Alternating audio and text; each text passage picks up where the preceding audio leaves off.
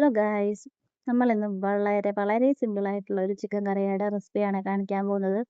ഒട്ടും അറിയത്തില്ലാത്തവർക്ക് പോലും വയ്ക്കാം. എന്നാലും അടിപൊളി ടേസ്റ്റ് ആയിട്ടുള്ള സിമ്പിളായിട്ടുള്ള ഒരു ചിക്കൻ കറിയാണ്.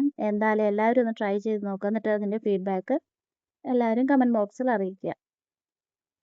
അധികം ഇൻഗ്രീഡിയൻസ് ഒന്നുമില്ല, വളരെ സിമ്പിളാണ്, എളുപ്പത്തിൽ ചെയ്യാൻ പറ്റുന്നതാണ്. നമ്മൾ ആദ്യം കുറച്ച് സവാള നല്ലതുപോലെ സോട്ട് ചെയ്തെടുക്കുക. സോട്ട് ചെയ്ത് നല്ലതുപോലെ എടുത്തിട്ട് കുറച്ച് ഇഞ്ചിയും വെളുത്തുള്ളിയും നമ്മൾ ഇടിച്ചെടുക്കണം. അത് ഇടികളിലേക്ക് ഇട്ടിട്ട് നല്ലതുപോലെ ചതച്ചെടുക്കുക. ഒരുപാട് അരയൊന്നും വേണ്ട, ലൈറ്റായിട്ടൊന്ന് ചതച്ച് കിട്ടിയാൽ മതി.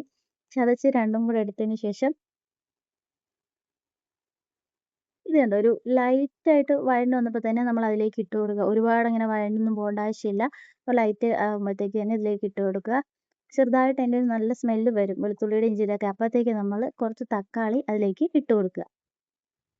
തക്കാളിയും കൂടെ ഇട്ട് കൊടുത്തതിന് ശേഷം തക്കാളി ഈ സവാളയൊക്കെ ആയിട്ട് നല്ലതുപോലെ എന്താ പറയുക, ഉടഞ്ഞു ചേരുന്നത് പോലെ നല്ലതുപോലെ ഇളക്കുക. ഇത് കണ്ടില്ലേ, അപ്പം നല്ലതുപോലെ ഇതുമായിട്ട് മിക്സ് ആയിട്ടുണ്ട്. ഇതുപോലെ ആവുമ്പോൾ നമുക്കിതിലേക്ക് മസാലയൊക്കെ ഇട്ട് കൊടുക്കാം. അതിനാവശ്യമായിട്ട് കുറച്ചു ചിക്കൻ മസാല, മഞ്ഞൾപ്പൊടി, മുളക് പൊടി, മല്ലിപ്പൊടി, കുരുമുളക് പൊടി ഇത്രയും ഇട്ടിട്ട് നല്ലതുപോലെ ഒന്ന് മിക്സ് ചെയ്തെടുക്കുക. അതിൻ്റെ റോ ഫ്ലേവർ മാറുന്ന വരെ നല്ലതുപോലെ ഇളക്കിയെടുക്കുക. ഇതിപ്പോൾ കണ്ടില്ലേ.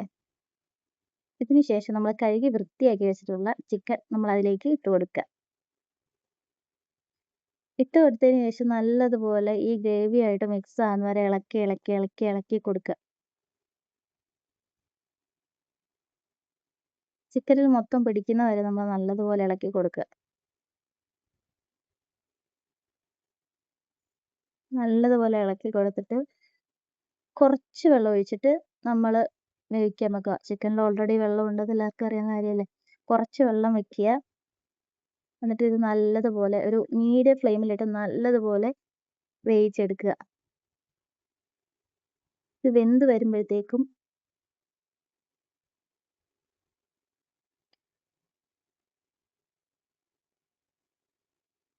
ഉണ്ടല്ലേ, ഇതിലേക്ക് കുറച്ച് വെള്ളം ഒഴിച്ചത് നല്ലതുപോലെ വേവിച്ചത്. ഇങ്ങനെ വെന്ത് വരുമ്പോഴത്തേക്കും നമ്മൾ ഇതിലേക്ക് കുറച്ച് മല്ലിയില ഇട്ട് കൊടുക്കുക. മല്ലിയിലയും കൂടി ഇട്ട് ഇളക്കിയെടുത്ത് നല്ല അടിപൊളിയായിട്ടുള്ള ചിക്കൻ കറി റെഡി ആയിട്ടുണ്ട്.